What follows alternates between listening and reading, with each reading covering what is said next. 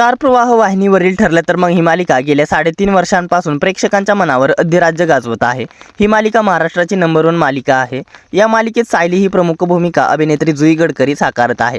तिच्या अभिनयाला प्रेक्षकांकडून भरभरून प्रेम मिळत आहे। त्यामुळेच आज आपण जाणून घेऊयात की ठरलं तर मग मालिकेत काम करून अभिनेत्री जुई गडकरी हिने आतापर्यंत अंदाजे किती मानधन कमवलं आहे। पण त्याआधी आपल्या फिल्मी उचापती या चॅनलला सबस्क्राईब केलं नसेल तर सबस्क्राईब करून घ्या। मीडिया रिपोर्टनुसार या मालिकेचे आतापर्यंत सुमारे 1220 भाग प्रसारित झाले आहेत।